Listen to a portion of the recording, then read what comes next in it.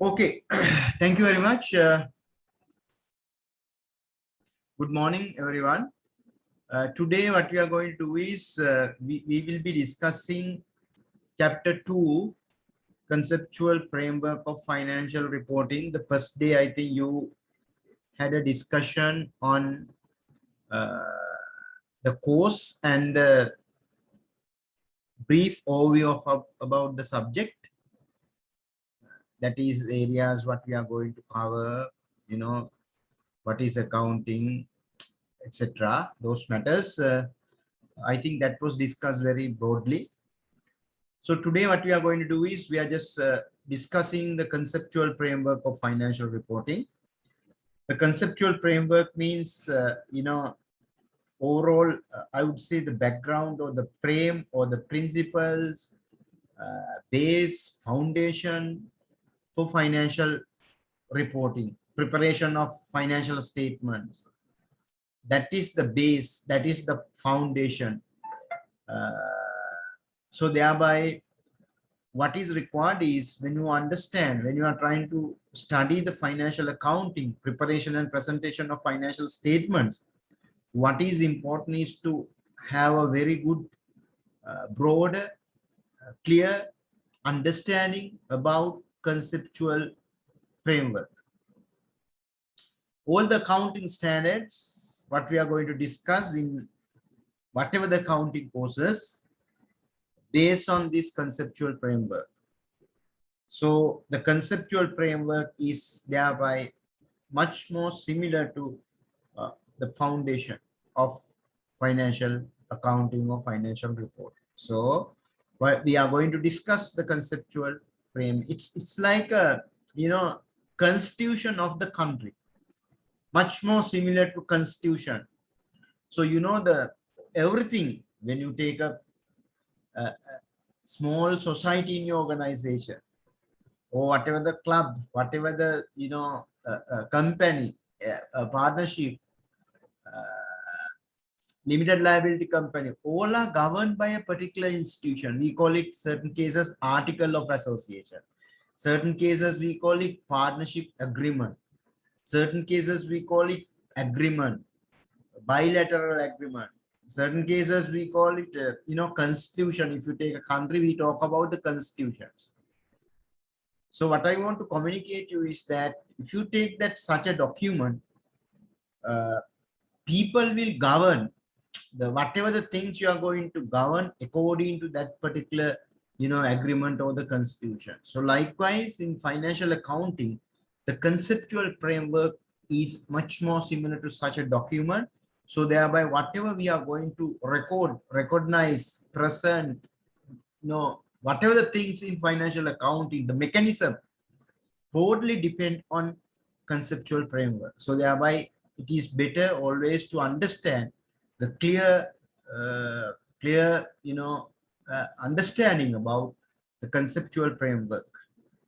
We'll see what we are going to do at the end of the session. I think you will be able to explain what the conceptual framework, CF means conceptual framework, is, and describe the evolution of conceptual framework of financial reporting. In this world, if you take anything, it is not just came overnight. So there are steps that has been evolved. If you take the human being, you can talk about the evolution of human being. If you take conceptual frameworks, you can talk about the evolution of conceptual, how it evolved, how it really progressed, how it developed. That is the meaning of evolution. Outline the structure and components of conceptual frameworks. There are certain components, certain structure. So we are trying to understand the structure and the components of financial conceptual framework. Then we try to explain what those components are and their meaning and applications, relevance to financial accounting. That is much more important. Explain the benefits and limitation of conceptual frameworks. What are the advantage? What are the disadvantage? The benefits, plus and minus matters of conceptual framework. Okay, so thereby our chapter outlines what we are going to discuss. We are going to discuss these 5 areas without taking much more time. Shall we just look at what is conceptual framework? So it's a conceptual framework is an established body of concepts. So in the conceptual framework, there are concepts, a coherent system of interrelated objectives and fundamental that is expected to lead to consistent standards. So thereby it's a coherent, interconnected, much more coordinated components, elements are there in conceptual framework so as to achieve the fundamental objective or the standardization of reporting is covered under the conceptual framework. Then prescribe the nature, function, limits of financial accounting and reporting. So those are the definition. So if someone asks, you can say conceptual framework is a kind of, prescription, like a doctor's prescription. It's a prescription. It prescribes how accounting standards develop, how accounting standards revise, how accounting standards apply. So such a thing is described by, conceptual framework.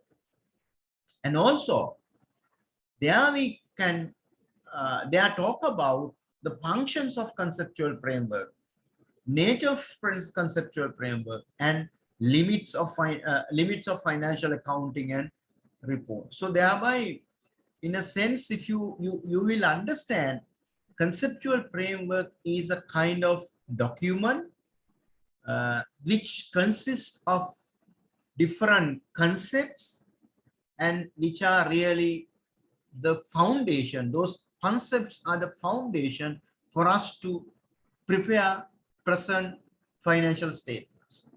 If I am putting the same thing in other way, so what do you mean by concepts in general? What do you mean by concepts in general?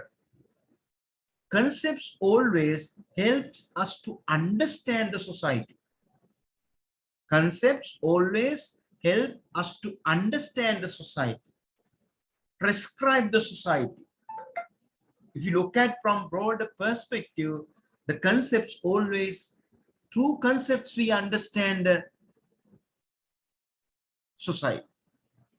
If you go to a school, so uniform is a kind of, uniform is a kind of a concept. So by using uniform, we understand the society. We know the white uniform for a school children. So he or she is from a government school. And tie indicates the culture of the school, which kind of school is it. So likewise, always, I took a simple example. Whatever the concepts in this world help us to understand the society.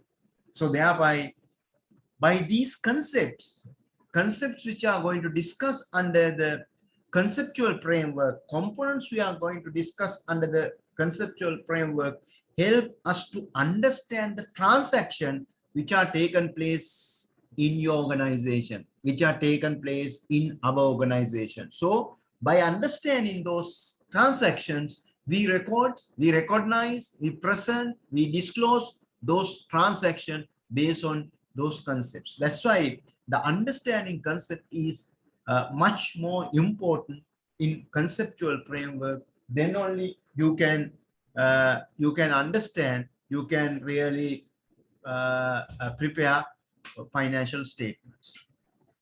One more point, I think in financial accounting, you might learn, you may have learned some accounting concepts, realization concept, matching concept, accrual concepts, entity concepts, different type of. I just want to tell you that with this new conceptual framework, with the conceptual framework, all these accounting concepts, traditionally what we learn are outdated, not relevant, no longer applicable in financial accounting. All those concepts are outdated. For example, realization concept, no longer applicable. It is outside, it is outdated. So thereby, when you learn financial accounting, studying accounting concepts separately in a traditional way, not relevant, outdated, it is not really something to do with, financial accounting. Okay, with this understanding, we will see what the next point. You see that financial accountings are there.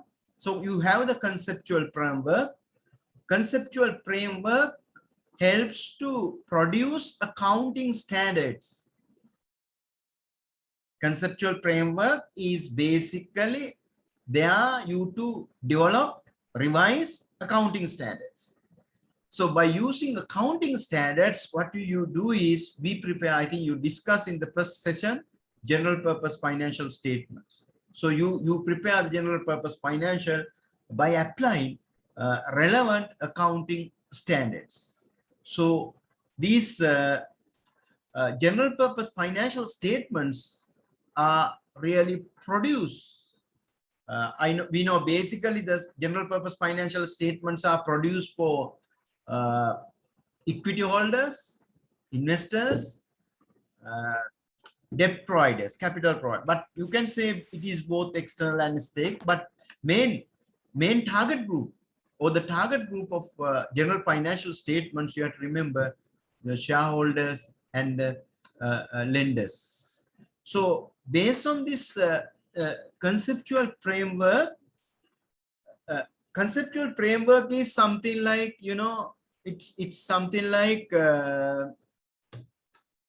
it's something like what do you call, as I told you, concepts. So you can consider conceptual framework as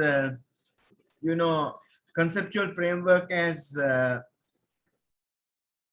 what do you call, normative things. I think you can remember I highlighted, you can consider it as a prescription similar to a doctor's one. So thereby a conceptual framework always tells us what should be done. Conceptual framework always tells us what should be done. So thereby it's a normative statement. But during this, even though you prescribe things, environment will change. So thereby transactions occurred always in a dynamic environment. Now, for example, if you take the COVID situation and the COVID pandemic situation, during this session, during this period, if you go to the bank, so bank, financial sector institution, especially they face difficulties collecting their loan recoveries. So default rate was very high, and so those institutions operating not under the normal situation, which really prescribe the situations in the conceptual framework. The conceptual framework is in a normal situation. So thereby, in such a situation, when environment change, what we do is we address certain issues in general purpose financial statements by introducing special documents, special draft. If you go to, if you think about the Sri Lankan accounting standards situation during COVID situation, Institute of Chartered Accountants issued a lot of guidelines, additional guidelines with regard to the bad debt provisions, with regard to the banking sector accounting standards, with regard to fair value accounting. So thereby, what I want to communicate to you, accounting standards are little bit, I would say it's permanent nature. Now, if you go to the inventory standards, so it's a permanent. But these issues being addressed from time to time so as to, match with the a dynamic environment. So thereby conceptual framework help us to issue certain guidelines from time to time so as to match with the environment changes also. That's the idea about this additional point. So I hope that you got it. Then we come to the next slides. Of course, we will discussing the purpose of conceptual framework. So I think I have already cleared the purpose. You can write, you can think the purpose based on those introduction. Anyway, we will see to develop the practice of financial reporting logically and consistently, it is necessary to address such issues as. So always one word here is the consistency and logical. So always conceptual framework has been developed in a rational, logical manner so as to ensure the consistency. What is financial reporting and what should be its scope? You know, always it is required to define the objective of financial reporting. What is, why we need financial reporting? So that is one purpose of one question which are coming under the conceptual framework. One question answering in the conceptual framework is what is financial reporting? And the other one is what should be its scope. Scope means what is the area, what is scope out, what is scope in. So thereby always when you look at develop any institution, any constitution, any agreement, any conceptual framework, what is important is to understand the scope. So all other matters are, we call it scope out. Scope out කියලා කියන්නේ මේ අපේ විෂයපතේ එළියට යනවා. Scope out. When you do any professional work, what is important is scope and scope out.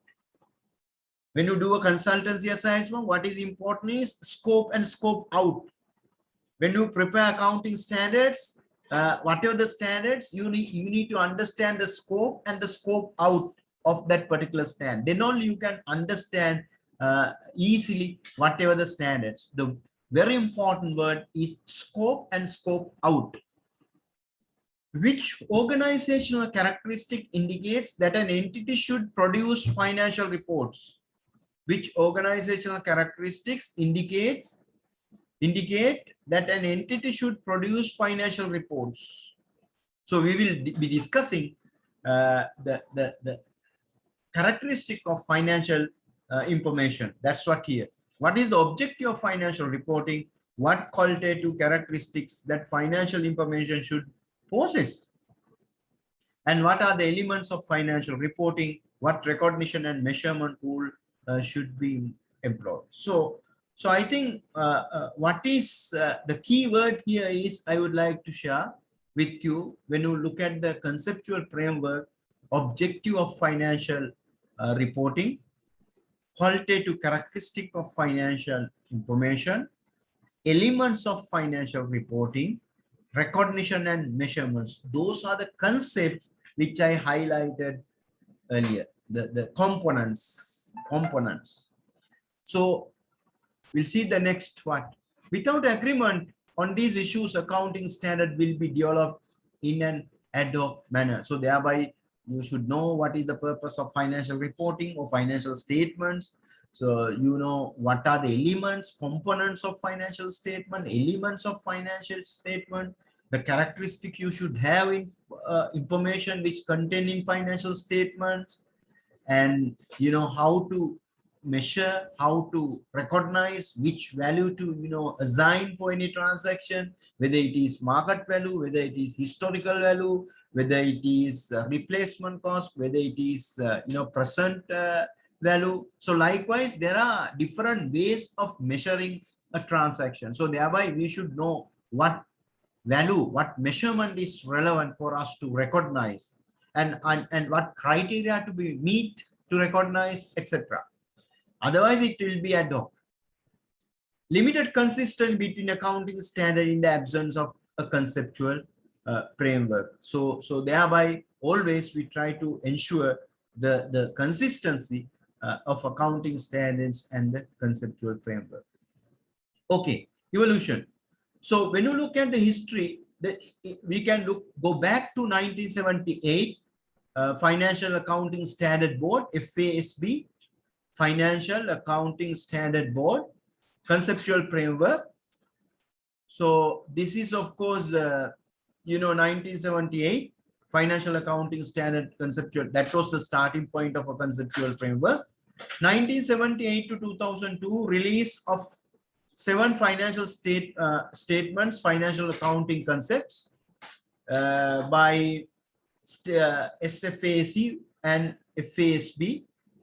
Then IASB, International Accounting Standard Board, of course, 1989, develop another conceptual framework. Then 2005 to 2010, both the FASB and the IASB convergence jointly introduced a conceptual framework, and 2010 it was revised, objectives and qualitative characteristics, and 2013 of a discussion paper, and 2015 exposure draft. Draft is open for different experts or the professionals to make a comment, and finally they were able to finalize revise the latest conceptual framework in 2018 May. You know that this is 2018. When you talk about 2000, when we reach 2025, you may discuss a different revised, updated, change conceptual framework. So thereby this evolution, this change, progress will continue for the future as well, depending on the requirement and the circumstances of business organization. Then evolution of IASB, International Accounting Standard Board, which is really basically responsible or developing conceptual conceptual framework for financial reporting.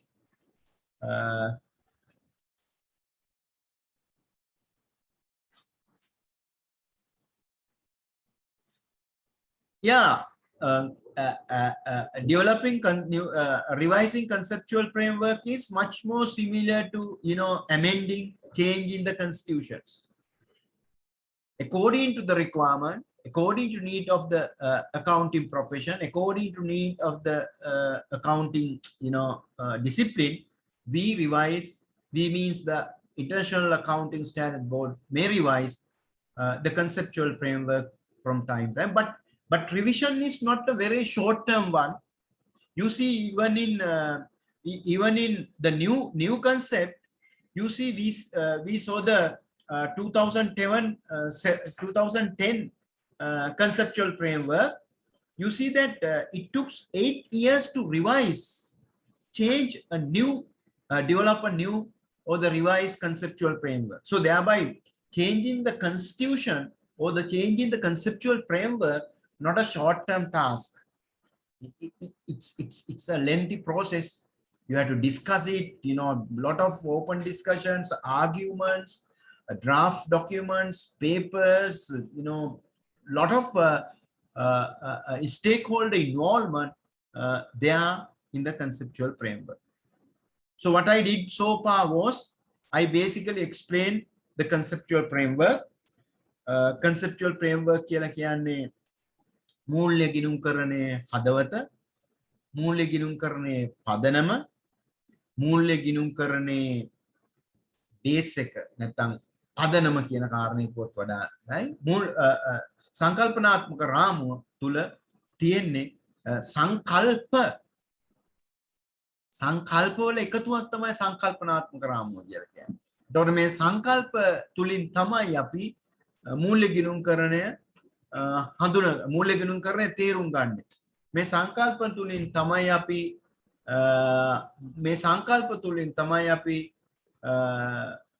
මූල්‍ය ගිණුම් කරණේ ගනුදෙනු තේරුම් ගන්න. මේ සංකල්ප වලින් තමයි මූල්‍ය ගිණුම් කරණේ ගනුදෙනු අපි හඳුනා ගන්න.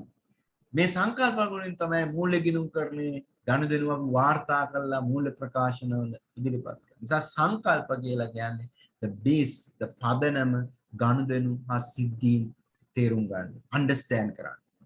ඒකයි මේක ඇදගත්. ඒතර සංකල්පනාත්මක රාමයේ කාරණා කීපයක් තියෙනවා. සංකල්පනාත්මක අරමුණ තමයි ඇත්තටම කියනවා නම් ඒ අරමුණ තමයි මූල්‍ය ප්‍රකාශනවල අපි කියන්නේ සංගතභාවයෙන් යුක්තව තාර්කික භාවකින් යුක්තව ශ්‍රී ලංකා ගෙනුම් කරන ප්‍රමිත සකස් කරමින් ශ්‍රී ලංකාවේ නම් මූල්‍ය ප්‍රකාශන පිළියෙල කිරීමට පදනම සැපීම තමයි ඒකේ අරමුණ. ඒතර ඒක තුලින් උත්තර කිහිපයක් ලබා දෙනවා. එකක් තමයි මේ මූල්‍ය ගිණුම්කරණයේ අරමුණ මොකක්ද? නැත්නම් මූල්‍ය වාර්තාකරණයේ අරමුණ මොකක්ද? මූල්‍ය වාර්තාකරණය තුලින් අපි බලාපොරොත්තු වෙන්නේ මොකක්ද? මූල්‍ය වාර්තාකරණය කරන්නේ කුමක් සඳහාද? අපි ඒකට කියනවා රිපෝටිං එකකේ කියලා. කුමක් සඳහාද? මූල්‍ය ගිණුම්කරණයේ සපයන තොරතුරු වල නැත්නම් මූල්‍ය ප්‍රකාශන තුලින් සපයන තොරතුරු වලට මූල්‍ය වාර්තාකරණය තුලින් සපයන තොරතුරු වල තියෙන ලක්ෂණ මොනවාද? ගුණාත්මක ලක්ෂණ කියලා අපි ඒවට කියනවා. ඊළඟට මූල්‍ය ප්‍රකාශන වල තියෙන මූලිකාංග elements සහ component සංචක් කොටස් මොනවද කියන කාරණය ඊළඟට මූල්‍ය ප්‍රකාශන තුල ගනුදෙනුවක් සිද්ධියක් හඳුනාගන්නේ කොහොමද? ඒවා මිනුම් කරන්නේ කියන කොහොමද කියන කාරණය තමයි අපි සාකච්ඡා කරන්නේ. එතකොට ඒකට අමතරව අපි ඇත්තටම සංකල්පනාත්මක රාමුවේ සංවර්ධනය ඒක අපි ඒකට මොකක්ද කියන්නේ ඉවොලුෂන් කියලා කියන්නේ ඒකේ ප්‍රගතිය ඒක මතුවේගෙන ආවේ අද දක්වා විකාශනය අද දක්වා කොහොමද ඒක ඩෙවලොප් වෙලා ආවේ විකාශනය වුණේ කියන එක තමයි මේ ස්ලයිඩ් එකෙන් කිව්වේ 78 ඉඳන් අද වෙනකොට. ඒතර බේසිකලි මම හිතන්නේ conceptual framework හතරක් තියලා තියෙනවා ඔබට පේනවා ඇති. එකක් තමයි 78 තිච්ච FASB framework එක. ඊට පස්සේ 89 තිවිච්ච framework එක. ඊට පස්සේ 2010 අපි මම හිතන්නේ ඔයගොල්ලෝ අධ්‍යයනය කරන්න නැත්තේ ගොඩක් දුරට මේ 2010 සංකල්පනාත්මක රාමුව. ඊට පස්සේ තමයි 2018 රිවයිස් සංකල්පනාත්මක රාමුව. බේසිකලි මට පේන හැටි 78 එකයි 89 එකයි 2010 එකයි 2018 එකයි සංකල්පනාත්මක රාමුව හතරක් තුනයි කියන කාරණය තමයි ඉතින් කියන්නේ. ඉතින් මෙතනින් අපි කතා කරන්නේ අර ලෝකේ international accounting standard board එක කොහොමද develop වුනේ කියන එක framework for the preparation of presentation and financial statement 1989 ඒගොල්ල framework එකද framework එක ඒගොල්ල කිව්වා ඊට පස්සේ conceptual framework for financial reporting 2007 ඊළඟට conceptual framework for financial reporting 2018 effective from reporting period beginning on or after 2020 January. එතකොට අලුත් එක ක්‍රියාත්මක වෙන්නේ 2020 ජනවාරි 1. So new conceptual. You have to remember with this particular revised accounting conceptual framework, there are now two conceptual framework. One is 2010 conceptual framework. Other one is 2018 but 2000 which is effective 2020. So මට කියන්න ඕන කාරණය when you study accounting you should know both. That's the logic. When you study accounting you should know both. You should know the 2010 conceptual framework and you should know 2018 conceptual framework. That is effective from effective කියලා කියන්නේ ඒක ක්‍රියාත්මක වෙන්නේ 2020 ජනවාරි ඉඳන්. ඒකයි මම ඉස්සෙල්ලා අදහස් පැහැදිලි කරන්න. You see now 2020 January 1st there are accounting standards. Before that there are accounting standards. All the accounting standards which have been developed, which have been revised, which have been practiced. ඒ කියන්නේ භාවිතයේ තියෙන සියලුම accounting standards මේ 2020 ජනවාරි 1ට පෙර එනිසා 1998 වෙන්න පුළුවන් 99 වෙන්න පුළුවන් 2000 වෙන්න පුළුවන් 2001 වෙන්න පුළුවන් 2005 වෙන්න පුළුවන් 2006 වෙන්න පුළුවන් 2008 වෙන්න පුළුවන් ඒ මේ ටයිම් එක දක්වා හදපු සියලුම accounting standards have been developed based on 2010. එතකොට පරණ accounting standard අවබෝධ කරගන්න නම් පරණ කියලා අදහස් කරන්නේ මොකද්ද 2020 ජනවාරි 1ට පෙර if you want to understand those accounting standards what is relevant is 2010 conceptual framework. But if you want to study, understand new accounting standards, new accounting in the sense 2020 January 1, වලට පස්සේ මොනවා හරි accounting standards හදලා තියෙනවා. Recording in progress.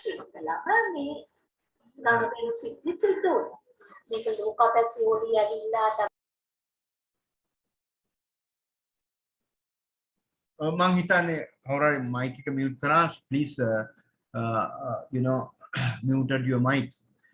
What I want to communicate to is that the new standards which really we developed or revised, අපි අලුතෙන් standard එකක් හදනවා නම් හරි අලුතෙන් ස්ටෑන්ඩඩ් එකක් රිවයිස් කරනවා නම් හරි හැබැයි මතක තියාගන්න 2020 ජනවාරි 1ට පස්සේ මේ දිනේට පස්සේ එන revisions are new standards we develop based on this particular 2018 conceptual frame. That's why I told you that when you go to the account field, when you try to accounting related subjects, both what do you call this frameworks important due to the reason which I explained. I think you got the point. Okay, so basically the structure of the components, you know, there are 3 levels in the particular conceptual framework. We have the objective top level.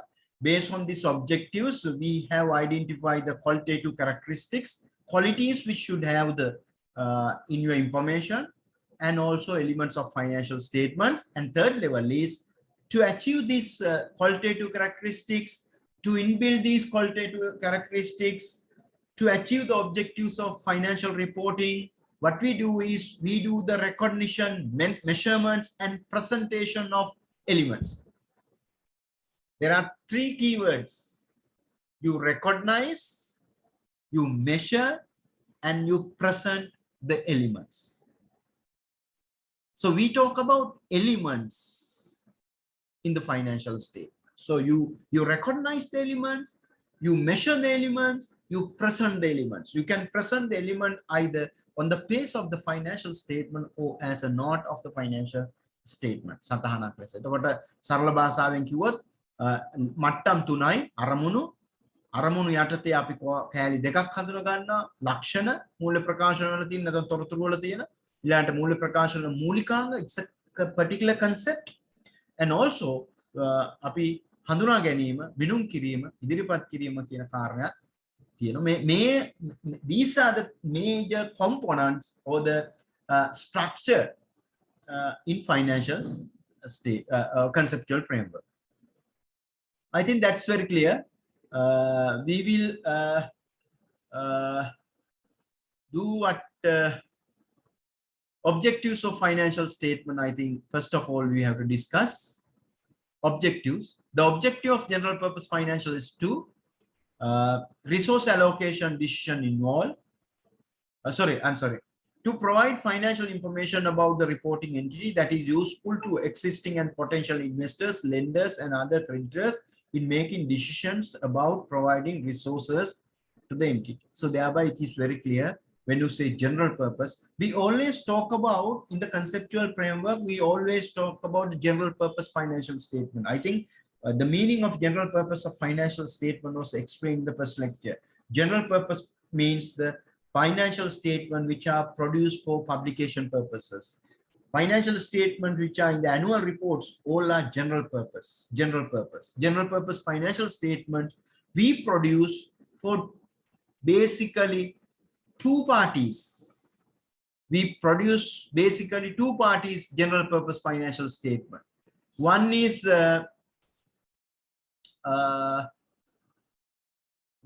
for how to take the pen here.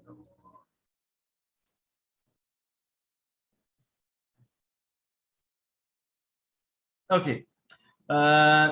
Here you see existing potential investors. ඉන්න අයත් අනාගතත් කොටස් හිමියන්.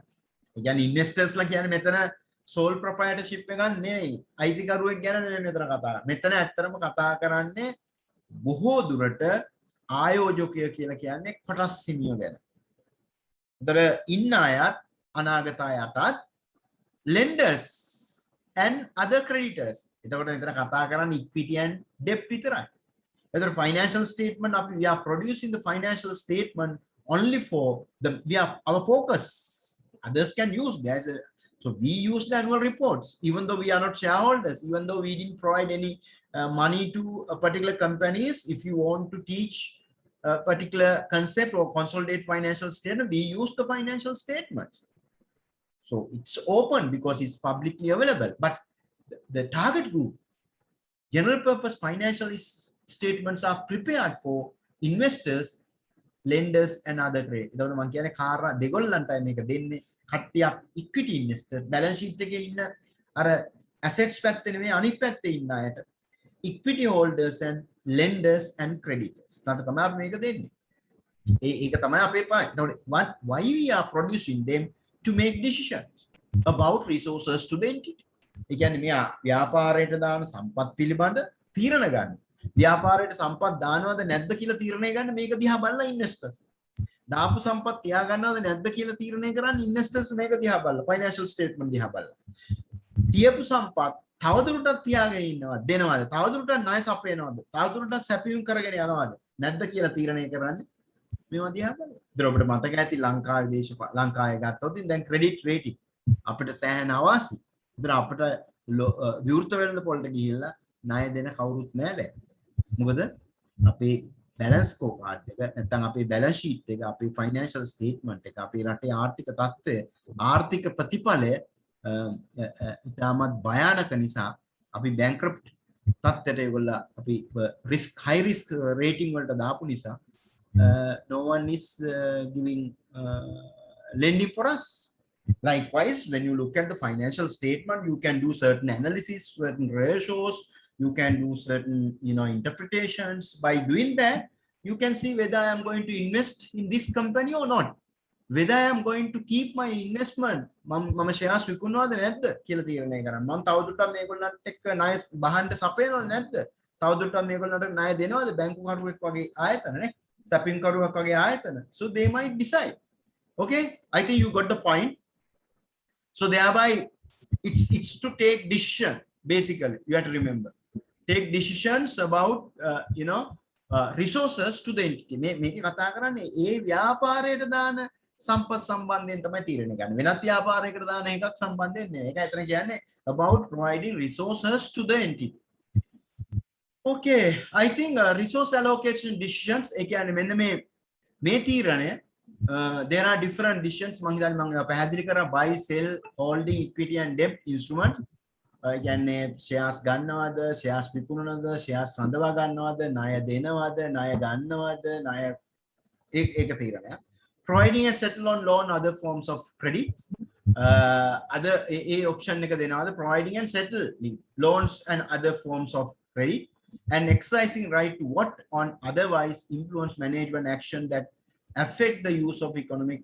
So මේක දිහා බලාගෙන ගිහිල්ලා තමයි annual general meeting එකේදී ඉන්න ඩිරෙක්ටර්ස්ලා තියා ගන්නවද වෙන අය පත් කරනවද වෙන ඔඩිටර්ස්ලා මේකට ගේනවද අපේ annual general meeting එකේදී අපි පාවිච්චි කරන ඡන්දය තර්කානුකූල වෙන්න නම් මේක ස්ටඩි කරලා අපිට කරන්න පුළුවන්. නමුත් අපි දන්නවා බොහොමයක් share holders meeting, annual general meeting ශ්‍රී ලංකාවේ ඡන්දය වගේම පාවිච්චි කරන්නේ බොහොම එක රැල්ලකට එක දිශාවකට යන එක විධිමත් ගවේෂණයකින් තොර පාවිච්චි කිරීමක් තමයි annual general meeting වල වෙන්නේ. අපි දන්නවා annual general meeting වලට සියලුම shareholders එල්ල එන්නේ නැහැ. ලංකාව පුරා shareholders ලා වීදිලා හිටියට අපි ගත්තොත් මාකයි කම්පැනියක් ඒකේ annual general meeting වලට ඔය ලොකු කට්ටිය ටික ඇවිල්ලා ඒගොල්ලන්ගේ අතපය උස්සලා ඒගොල්ලන්ට ඕන විදිහට ඡන්දේ පාවිච්චි කරලා අධිකාරිය පාවිච්චි කරලා යනවා. නමුත් අර අහිංසක shareholders ලා ඉන්නේ නැහැ. ඒක හේතුවක් තමයි shareholders ලාට මේ annual reports තේරෙන්නේ නැහැ. භාෂාව ඉංග්‍රීසි ඒගොල්ලන්ට මේ accounting standards අර යටට යන්න පහළ ජනතාවට යන්න මම හිතන්නේ annual reports තේරුම් ගැනීමේ අපහසුතාවයක් තියෙනවා. annual reports නිකන් තේරුම් ගන්න බෑ. ඒවට පොඩි economic base එක තියෙනවා, business base එක තියෙනවා, accounting base එක නැත්නම් annual reports වල තියෙන financial statement තියෙන නිසා ලංකාවේ ඡන්ද ක්‍රමය වගේම තමයි ලංකාවේ දේශපාලන වගේම තමයි කිසිම අවබෝධයකින් තොරව රැල්ලට ජනතාව විසින් මිනිස්සු පත් කරනවා. ඒතර මිනිස්සු පත් කරාම වෙන්නේ මොනවද? ඒවා සුළු පිරිසගේ සුඛ විහරණය සඳහා රටක තියෙන සම්පත් රටක ආයතනයේ තියෙන සම්පත් නම් ආයතනයේ තියෙන සම්පත් මම හිතන්නේ භාවිතා වෙනවායි කියන එක තමයි කියන්නේ. මේවා අපි කතා කරනවා but when you look at the practice is always influenced by politics. So thereby without politics even you can't teach, you can't learn accounting. Financial accounting always involved with, you know, it's a social science subject. So thereby political link. Without talking politics, you can't learn. Anyway, user needs to assess both the amount of timing and uncertainty of future cash flows and management stewardships of the entity. This is another important point. User needs to assess the amount. You know, amount is the value, monetary value. In the balance sheet, if you look at the assets, you may have current assets, non-current assets. That is the amount. Liabilities, you have certain amount. Current, non-current, equity, those are the amount. Cash flow statement, there are amount. Financial statements, income statement, there are income, expenses, cost of sales, amounts. Timing and uncertainty, that is important. Timing means, you know, timing is next month is a kind of timing. Next year, another kind of timing. After 2 years, a kind of timing. Uncertain means you don't know what will happen in future. If I ask you, shall I give you 100 rupees just now or tomorrow? There are two timing. 100 rupees just now, another one timing. 100 rupees tomorrow, another kind of timing. But you know, just now 100 rupees is more certain than the tomorrow's 100. When you talk about the future cash flows, the future always uncertain. Thereby, management stewardship of the entity's economic resources. කළමනාකරණයේ තියෙන බැඳීම, කළමනාකරණයේ තියෙන accountability එක කළමනාකරණය විසින්නේ ආයතන පාලනය කරන්න. අන්න ඒක අපි assess කරනවා in terms of amount, timing and uncertainty of future cash flows. ඒතර මට කියන්න ඕන කාරණේ තමයි, you see, even though your balance sheet, even though your income statements, past means transaction events which are taken place in past will reflect in the financial statement. But even though you focus on past event, past transactions, your production, your output is future oriented. Your output is future oriented. So that's why that's why it has the value of decision making. You got my point. So thereby balance sheet, financial statement has the ability of predicting future. That has the ability of predicting future cash flows. That has the predicting timing of cash flows. That has the ability of predicting uncertainty. You got my point. So thereby a traditional way of looking at financial statements no longer applicable. We look at the financial statement as future-oriented document. Future-oriented document. Even though you take inputs from past, inputs from again transaction events from the past, you see that we are constructing, we are developing, we are building, you know, a document, a set of information which are really future-oriented. That is the important point. So one more point to add, timing. With regard to timing, what we do is in timing, in our balance sheet, we show current and non-current. Current means within one financial year, within the operation. Non-current means not within the operating activities or the within financial year, one financial year, but it is more than financial year. That's the timing. When you look at the balance sheet, you can look at the timing of, you know, future of your business combined with cash flow statement. Are you clear? Okay, general purpose financial statement. Next slide.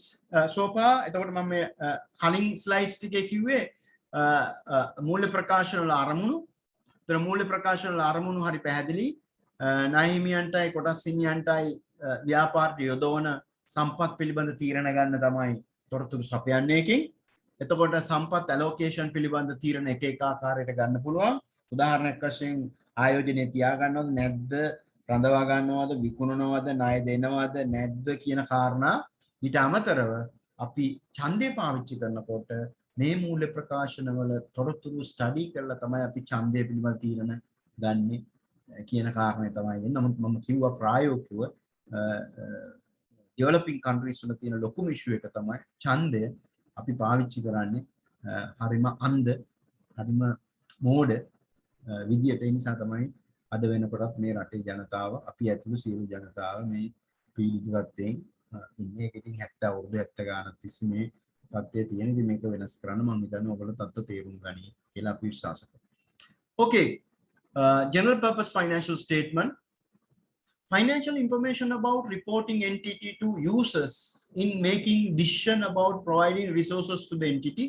I think that is clear. So there are two types of information you get: economic resources and claims. That is financial position. Financial position shows the capacity of the business. The financial position කියලා කියන්නේ මේ balance sheet එක assets and liabilities equity නෙවෙයි. ඒකේ තියෙන ලොකු අර්ථයක්.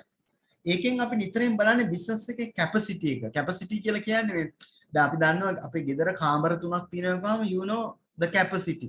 තට්ටු 4ක ගයක් අපිට තියෙනවා ගාම you know the capacity. නේද?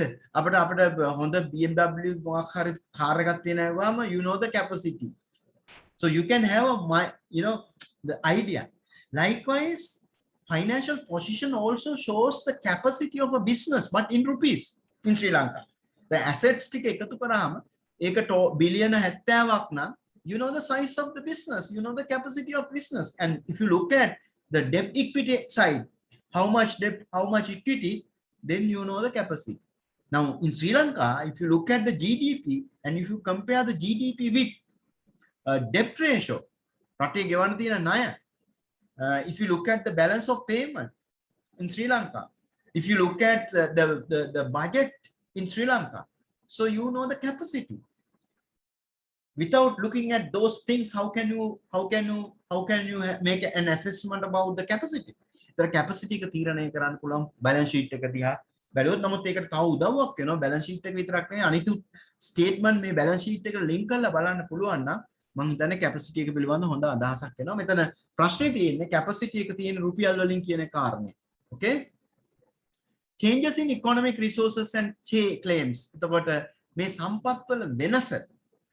දැන් අපි සම්පත් වල වෙනස කතා කරන රටක නම් දල දේශීය නිෂ්පාදනය, දල ජාතික නිෂ්පාදනයේ වර්ධනය. අපි නිතරම වර්ධනය ගැන කතා කරනවා. නේද? සම්පත් වල වෙනස. ඒතර අපි දන්නවා මේ වර්ධනයක් වෙලා නම් ඒ කියන්නේ positive growth එකක් තියෙනවා නම් we are happy. Negative growth එකක් තියෙනවා නම් we are not happy. So thereby in financial statement also we are just producing the same concept, same scenario, but in a different way of presenting changes in financial position. එතකොට changes financial position එන්නේ කොහොමද කියලා බලමු.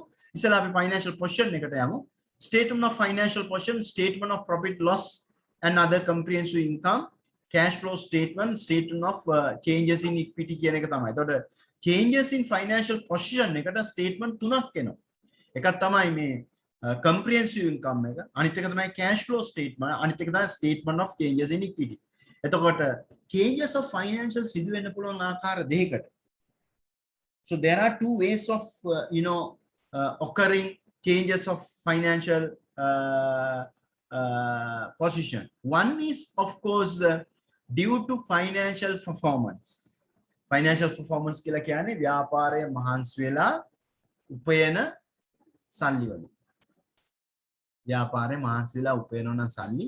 ඒ කියන්නේ බදු පසු ලාභය තියෙනවා නම් බදු පසු ලාභයට පස්සේ ලාභාංශ බෙදා අඩුවෙන් බෙදා හැරලා තියෙනවා නම් අන්න අපි කියනවා changes in financial position එතන. රටකත් මෙහෙමයි. රටකත් මේ වැඩේම තියෙනවා. රටක balance of payment එක negative නම් රටක අයවැල් ඒකනේ negative නම් changes in financial position is weak. ඒක හරි භයානක. එතකොට ව්‍යාපාරයකත් එහෙමයි. ඒක නිසා ඒක ඉතාමත් වැදගත්. එතකොට අපිට ඒ කියන්නේ due to financial performance වෙනද financial performance එක තව පැත්තකින් අපි නිරූපණය කරන cash flow statement එක. මොකද financial performance එක අපි දෙආකාරයකින් මනිනවා. එකක් තමයි accrual profit. As per the conceptual framework, you measure you find out the income, comprehensive income based on the accrual. එතකොට accrual මහත්තයා හරි භයානකයි. Accrual is a kind of gentleman, which is not he is not a very good guy. එයා හරි භයානකයි දෙපැත්තක පෙන කඩුව වගේ. Like a sword. නේ? Two side. එයා හොඳට පාවිච්චි කරන්න පුළුවන් නරකට පාවිච්චි කරන්න පුළුවන්. ඒ නිසා ලාභය කියලා කියන්නේ හොඳ මහත්ෙක් නෙමෙයි. ලාභය if you want you can manipulate. You can overstate, you can understate just because of accrual. The limitation of accrual. If you have the power, you can ask your accountant, you have to prepare this way the finance, otherwise you go home. Then the accountant, if helpless, he or she will act according to the CEO's or the board of directors instruction. නේ එතකොට depreciation කරන්න තියෙනවා depreciate කරන්න නැත්නම් මොකද වෙන්නේ under depreciate කරා අනිවාර්යයෙන්ම නේද ලාභය auditors ලාහම auditors ලාට අහු නැත්නම් අහු වුණොත් auditors ලාත් එක්ක කතා කරලා පොඩි shape එකක් දාලා නේද that is how things happen in practically. So what I want to communicate to you is that the profit is a kind of baby you developed. එතකොට profit කියන බබා ඇත්තටම you constructed the profit, you calculate the profit, you develop the profit. That is your profit. So thereby you but when you calculate the profit, you get the comprehensive or the complete picture.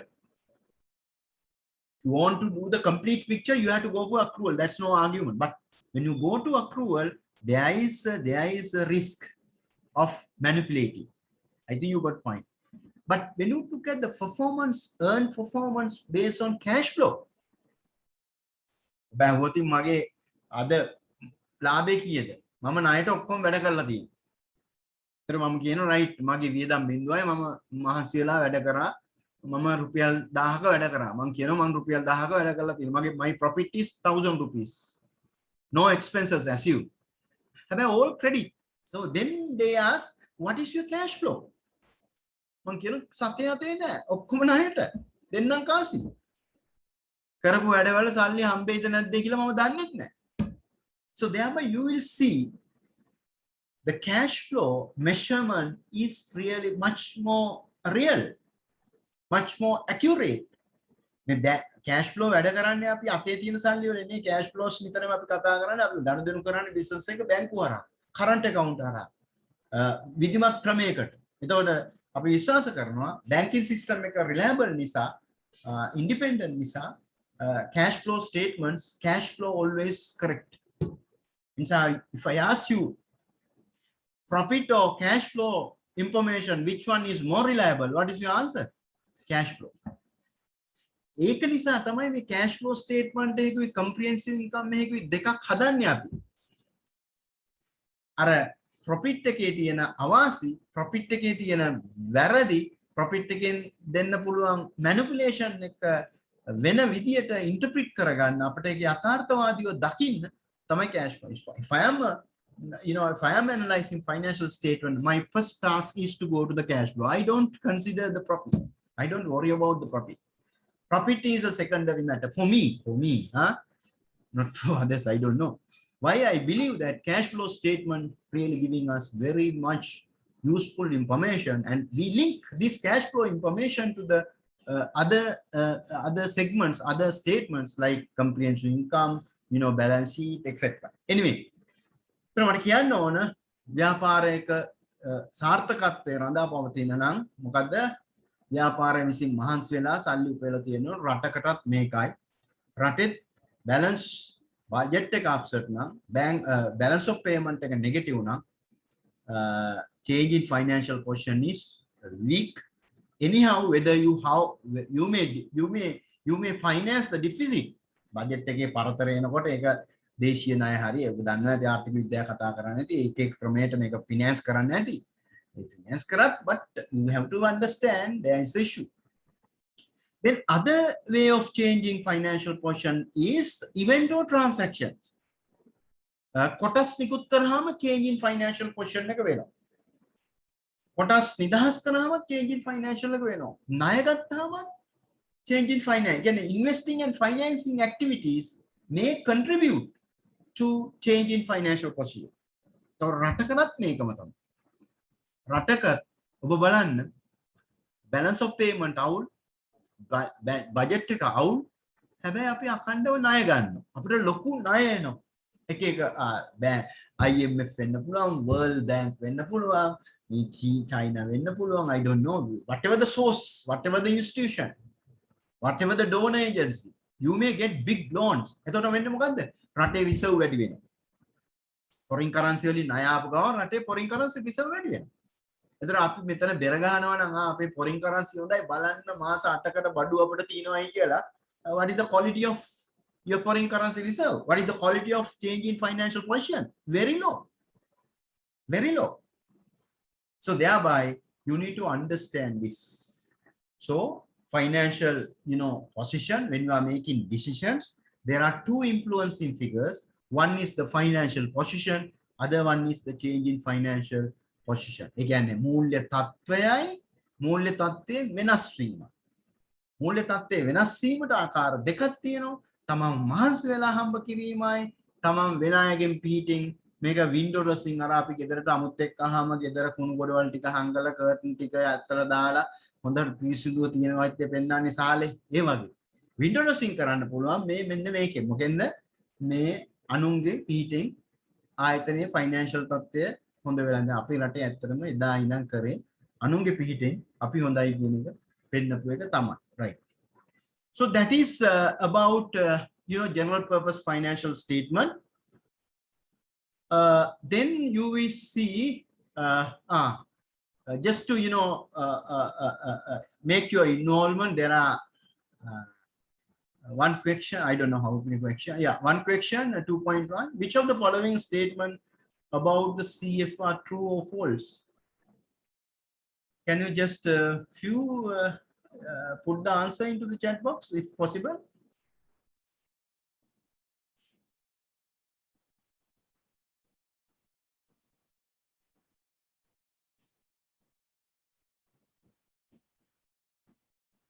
The objective of financial reporting is foundation from which other aspect of the framework logically results.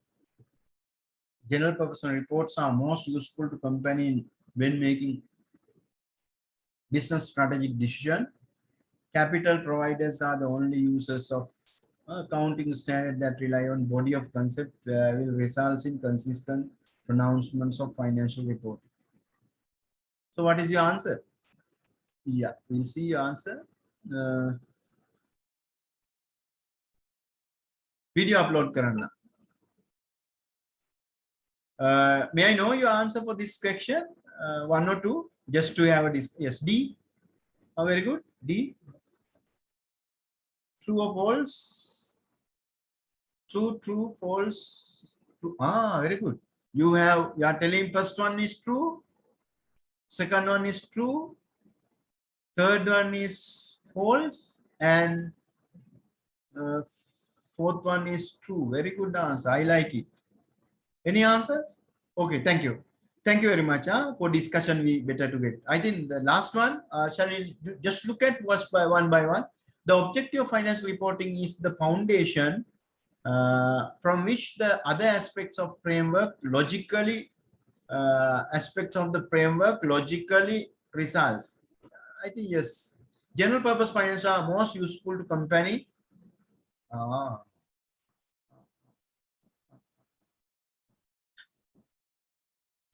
මෙතන පොඩි ප්‍රශ්නයක් තියෙනවා දෙවෙනි එක I don't think second one is correct because when making business strategic decision, when you take strategic decision, strategic decisions we take to direct the organization. So thereby, when you take the strategic direction, you need to consider wide range of information, not only the financial reporting information. Financial information, basically internal information. But when you make the business strategy decision, what is crucial is outside. What is happening outside? Maybe management accounting may contribute. Maybe some other accounting information. Maybe marketing information system. Maybe some, industry analysis information system. So thereby, we can't say most useful, Kiela, but when you take business strategic decisions, your financial statement, general purpose financial statement may be useful, not most, may be. But I think it's again, general purpose is very, very low applications with regard to the business strategic decision. So thereby, I don't think second one is correct. Capital providers are the only. So whenever true and false statement, when me word එක තියෙනවා නම් ඒක බොරු. මේ only කියලා කතාව ආපු ගමන් ඒක out. Generally, කවුරු හරි දක්ෂයෙක් ලියන්න පුළුවන් දක්ෂයෙක් only කියලා දාලා වෙන විදියකට ලියන්න පුළුවන් අවස්ථා තියෙන්න පුළුවන්. But generally, when you make a statement only, so it's wrong. It's false. Okay? ඒ නිසා මේක කොහොමත් out. Capital providers විතර, capital providers are the only users benefit. දැන් මෙතන තව වචනයක් තියෙන පොඩ්ඩක් only users කියනකොට ඒක පොඩ්ඩක් අවුල්. ඒතර අපි වගේ අයට පාවිච්චි කරන්න බෑ කියන එක තමයි ඒකෙන් අදහස් කරන්නේ. මම හිතන්නේ answer එක D තමයි මේකේ හරිම උත්තරේ.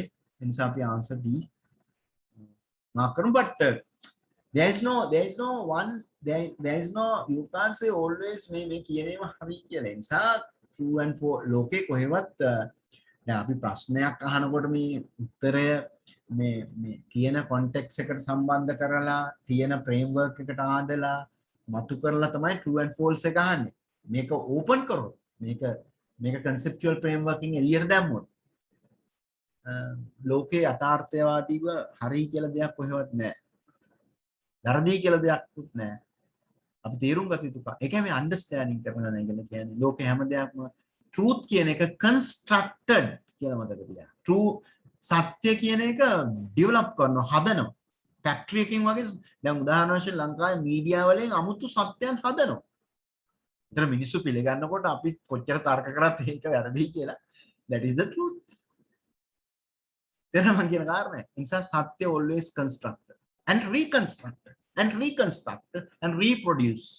සත්‍ය නිතරම කියලා බොරුව වුණත් කියලා කියන් යනකොට සත්‍ය වෙනවා. ඒ නිසා we study, අපි ඉගෙන ගන්න මේකට. උපාධි පාඨමාලා කරන්නේ මෙන්න මේව තේරුම් ගන්න. That is the purpose. So we look at the world from accounting perspective. Some may look at the world from marketing perspective. Some may look at the world from sociological perspective. Some may look at the world from natural science perspective. So there are different ways of understanding the world. There is no one way. ඉතින් ඒකෙන් තමයි අපි ජීවිතේ තියෙන්නේ. නැත්නම් ජීවත් වෙන්න බෑ, ප්‍රශ්න වලට උත්තර හොයන්න බෑ. Right. So I think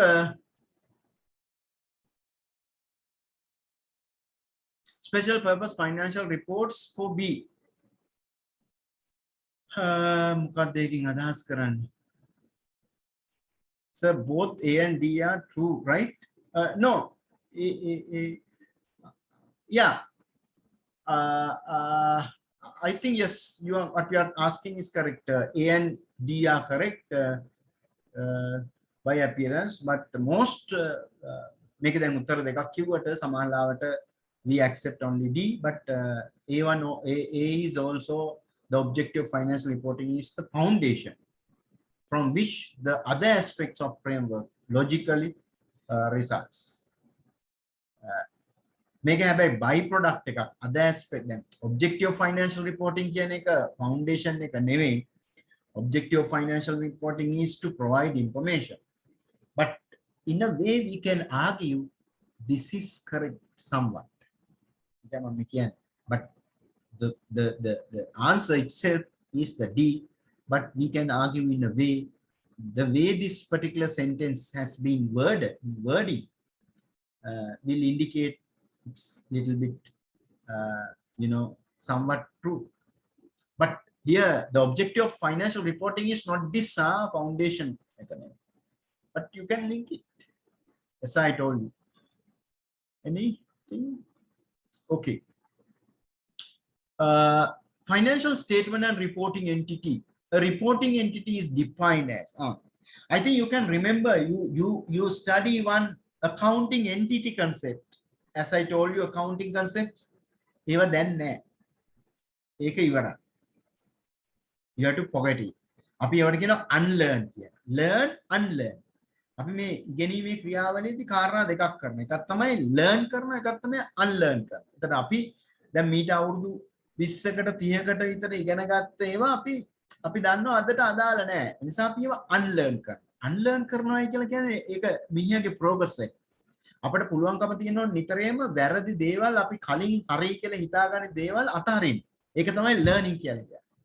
ඒකට අපි භාෂාවෙන් කියනවා unlearn කියලා. ඒ කියන්නේ අපි කලින් හිතන් හිටියා ඒක හරි කියලා අපේ කියවීම, දැක්ම, අපේ ආශ්‍රය, වැඩිහිටියෝ, ගුරුවරු අපිට කියපු දේවල් අනුව අපි හිතනවා ඒක හරි කියලා. But when the environment is changing, new ideas are developed by people. You see, දැන් උදාහරණයක් වශයෙන් අපි දන්නවා ඉස්සර ටයිපිස්ට් කෙනෙකුට ලොකු ඉල්ලුමක් තිබ්බා. ටයිපිස්ට් ගහම දන්නවද ටයිප්‍රයිටර් එක තියලා අරහෙට ගහලා මෙහෙට ගහලා ටිපෙක්ස් පාවිච්චි කරලා එන්න වැඩෙක් තමයි ටයිපිස්ට් කියන්නේ ඉස්සර. Shorthand typist. ඒක තමයි හොඳ ස්කිල් එක. ඒතර ඒකට වෙනම ක්ලාසස් වෙනම ටෙක්නොලොජි වලට උගන්වන අය දැන් මොකද වෙලා තියෙන්නේ? So unlearn. ටයිපිස්ට් උනත් දැන් ඒ ස්කිල් එක අතහැරලා එයාට අලුත් ස්කිල් එක ඕන වෙනවනේ. ඉන්ටර්නෙට් එක ඊළඟට Google පාවිච්චි කරන එක, voice recording, recording files, making folders, storage on base on different things. Okay. So a reporting entity, new concept called reporting entity. අපි කියන මේකට වාර්තා කරන ඒකකය කියලා. A reporting entity is an entity that chooses or is required to prepare general purpose financial statement. එතකොට reporting entity කියලා කියන්නේ පොදු පරමාර්ථ මූල්‍ය ප්‍රකාශන පිළියෙල කරගන්න තීරණය කරලා තියෙන හා අවශ්‍ය කරන ආයතන. reporting entity කියලා. entity එවැනි ඒකකයක්. an entity. an entity කියනකොට මේක legal වෙන්න ඕනේ නැහැ. You have to understand. An entity. Company වෙන්න ඕනේ නැහැ. අපේ company එකට තියෙන project එකක් an entity කියන්න පුළුවන්. ඒකට වෙනම shareholders ලා ඉන්න පුළුවන්. providers ලා ඉන්න පුළුවන්. You got my point? That is the point here. An entity. A reporting entity is not necessarily a legal entity. මේ තියෙන මං කිව්වා legal entity වෙන්න ඕනේ නැහැ. It can compromise a portion of an entity or two or more entities. දැන් අපි consolidated group financial statement හදනවා. group financial statement හදනකොට group එක කියන legal entity එකක් නැහැ. වෙනම register කරපු companies ටිකක් එකතු කරලා ඒ ඔක්කොම financial statement එකක්. That's a classic example. Consolidated financial statement. Financial statements provide information about the assets, liabilities, equity, income and expenses generated by the set of economic activities lie within the boundaries of the reporting. එතකොට අපි ඉදිරිපත් කරන්නේ reporting entity එකට අදාළ assets, liability, equity, income, expenses ටික තමයි. ඒකයි තේරුම් ගන්න. ඕක තමයි entity එකෙන් කතා කරන්නේ. කලින් entity concept එකෙන් මොකද්ද කිව්වේ? ප්‍රාග්ධන යොදවන අය නේ ව්‍යාපාරයට ස්වාධීන පැවැත්මක් තියෙනවායි කියලා කිව්වේ. That is no longer applicable. තේරුණාද? කවුරු හරි මේවා ඉගෙනගෙන තියෙනවා unlearn කරනවා මේවා හරි කවුරු උගන්වනවා මේ අමූලික බොරු කොහේ. ඒක තේරුමක් නැහැ. ඒ අර දන්නන් මිනිස්සු බය සමහර දේවල් unlearn කරන්න සමහර අය බයයි. සමහර වෘත්ති ආයතන වල බය සමහර දේවල් අතහරින්න ඒක concept එක පිළිබඳ මූලික අවබෝධය නැහැ. නිසා පරණ දේවල් ඔහේ දාලා කරනවා but there is no entity concept now. What is there is reporting entity. Okay, underline assumptions, going concern. This is, we learned going concern under the accounting concept, but this concept brought into the conceptual framework. So it is there.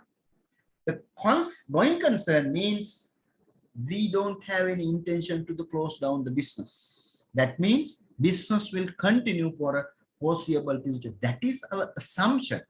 The ආර්ථික විද්‍යාවේ assumption තියෙනවනේ. නේද? ඉල්ලුම න්‍යාය ගැන කරන assumption එකක් තියෙනවා.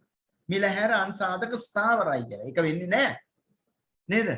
අපි going concern. දැන් going concern කියලා කියන්නේ we assume that the business has a perceivable what do you call future, no intention to close down, no intention to liquidate. That's the going concern assumptions. මේ assumption එකකින් ඉඳගෙන තමයි අපි සියලුම දේවල් මේ reporting financial statement prepare කරන්නේ. ඒතර අපි තව බොරුවක් කියනවා. So when you categorize partnership and the limited sole proprietorship and මොනවාද සමාගම් විතර කියනකොට අපි කියනවා සමාගම් වලට අඛණ්ඩ පැවැත්මක් ඇත. තනි ව්‍යාපාර හවුල් ව්‍යාපාර වලට අඛණ්ඩ පැවැත්මක් නැත. That is another kind of myth. බොරු. හැම ව්‍යාපාරයකටම තියෙන්නේ চিරාත් කාලයක් පවතිනයි කියන කතාව. සමහර companies, even with big companies, නේ අඛණ්ඩ පැවැත්මක් නැති වෙන්න පුළුවන්. We don't know. අර ඒකේ ස්වභාවය දිහා බලලා මේ තනියෙක්යි අල්ලගත්තාම තනියෙක් පටන් ගත්තාම ඒකට අඛණ්ඩ පැවැත්මක් නැtei කියලා පොඩි මතයක් ඇති කරලා තියෙන එක අමූලික බොරු. මේවෙන් වෙන්නේ entrepreneurs. මේ සංස්කෘතිය වැරදි මතයක්, ඌ මතයක්. ඒ නිසා ඕනම ව්‍යාපාරයකට අඛණ්ඩ පැවැත්මක් තියෙන්න පුළුවන්. අපි දන්නේ නැහැ. ඕනම ව්‍යාපාරයක අඛණ්ඩ පැවැත්මක් තියෙන්න පුළුවන්, නැති වෙන්න පුළුවන්. යථාර්ථවාදීව. හැබැයි අපි accounts කරනකොට අපේ එක උපකල්පනයක් තියෙන. ඒක යථාර්ථවාදී වුණා නැත. අපි උපකල්පනය කරනවා මේක চিරාත් කාලයක් පවතිනවායි කියලා. නමුත් চিරාත් කාලයක් පවතින්නේ නැත්තම් අපි මූල්‍ය ප්‍රකාශන හදන්නේ එහෙම සාක්ෂි තියෙනවා. there are evidence. ණය වැඩි වෙලා ව්‍යාපාරය දිගටම ලොස් වෙලා ණයකරුවෝ ලෙඩ දාලා දැන් උදාහරණ වශයෙන් ඔය golden key වගේ ව්‍යාපාර මේ මොනවද Selimco finance වගේ ව්‍යාපාර නැති වෙනකොට අපි දන්නවා හෙට අනිත් මේ ව්‍යාපාර වැහෙනවායි කියලා. ඒතර going concern is not applicable in practically. So you can prepare a financial statement even under non-going concern, but not as per accounting standards. ඒක එනම කියන කොහොමද හදන්නේ? එතකොට අර classification එක අදාළද? current non current. current non current classification එක අදාළ නැහැ going concern එක නැත්තම්. ඒතර වත්කම් මොනවා ගේටද ගේන්න ඕන? going concern නැත්තම් වත්කම් ගේන්න ඕන realizable value එකට. Not for historical, not for present value. Other හෙට විකුණන්න පුළුවන් ගේට ගේන්න ඕන කොටස්කාර මේ ටික. That's what you can prepare the but what I want to highlight, underlying assumption is going concern. Going concern means your expectation to continue the business. Okay. Then we have the qualitative characteristic of useful financial statement. Basically, I think you have discussed this. You know this qualitative characteristic: fundamental, relevance, faithful representation, enhancing, comparability, timeliness, verifiability, understand. These are just label. When you take a water bottle, when you take a packet, whatever the food, you may look at the label. නේද? ඒතර අපි ඉස්සෙල්ලම බලනවා manufacturing date එක මොකක්ද? expire date එක මොනවද? මේක ඇතුලේ තියෙන්නේ මොනවද? sugar කොච්චර තියෙනවද? පිටි කොච්චර තියෙනවද? තාක් මම කියන්නේ පිළිබඳ expertise එක වැඩි වෙන්න අර ingredients පිළිබඳ අවබෝධය තියෙනවා නේද? අපිට ලොකු අවබෝධයක් නැහැ සමහර දේවල් පිළිබඳ. So you look at that. That is the quality. Likewise, qualitative characteristics should be inbuilt. මොකද වචනේ? Qualitative characteristics should be inbuilt in financial information. Inbuilt. එක කාවක් දාලා තියෙනවා. Embedded in the financial statement. What are those? There are two qualitative. අපි ඒවට කියනවා primary qualitative කියලා. Fundamental qualitative characteristics තමයි relevance and faithful representation. Relevance and faithful representation fundamental. Fundamental කියලා කියන්නේ should have, need to have. ඒකට excuse කරන්න නැහැ. Those are fundamental. Relevance, faithful representation. එතකොට අපි මොන ස්ටෑන්ඩඩ් එක හැදුවත් මොන විදියට accounting double entry තිබ්බත් අපේ ඔළුවේ තියෙන්නේ relevance එකයි faithful representation එක ඇති වෙන විදිහට තමයි ගනුදෙනු වාර්තා කරන්නේ. සිද්ධිය ඉදිරිපත් කරන්න ඕන, සිද්ධිය වාර්තා කරන්න ඕන. මොන ආකාරයෙන්ද? අපේ ඔළුවේ නිතරම තියෙන්නේ when we are recording, when we are recognizing a transaction, when you measure a particular transaction, when you present a particular transaction, fundamental criteria is, fundamental characteristic is relevance and faithful representation. But enhancing means nice to have. By incorporating these qualitative characteristics, fundamental characteristics are enhanced. Again, මේවා inbuilt කිරීම තුලින් තවදුරටත් fundamental එක ශක්තිමත් වෙනවා. That's why enhancing comparability, සංසන්දනය කරන්න පුළුවන්, timeliness, verifiability, understandability. සරල භාෂාවෙන් කියන enhancing කියලා කියන්නේ මගේ වචනෙන් කියනවා ඒවා those are strategies. Enhancing qualitative characteristics are kind of strategies. උදාහරණයක් වශයෙන් comparability. ගිය අවුරුද්දයි මේ අවුරුද්දයි සංසන්දනය කරන එක strategy එකක්. data දෙන එක. notes දෙන එක strategy එකක්. That is enhancing. Timeliness කියලා කියන්නේ නියමිත කාලවල මාස 6ක් ඇතුළත මේක හදන එක. It's a kind of strategy. Verifiability, evidence තියෙනවා. You can verify. Someone else can go and inspect whether that has been happened or not. Verifiability. Understandability means, you know, the way you word, the way you present should facilitate for you to understand this. That is the enhancing. Okay, we will look at others. Relevance. Capable of making difference in users' decisions. You know, just because of relevance, your decision making power will increase. Capable of making difference in users' decisions. අදාළ තොරතුරු තිබ්බනම් අපි ගන්න තීරණය හොඳ වෙනවයි කියන එක මේ කියන්නේ. It has the predictive value. Predictive value කියලා කියන්නේ අර මම කිව්වේ timing of cash flow, amount of cash flow, uncertainty of cash flow, predictive තියෙනවා. Confirmatory කියලා කියන්නේ අපි predict කර එක තහවුරු වෙනවා.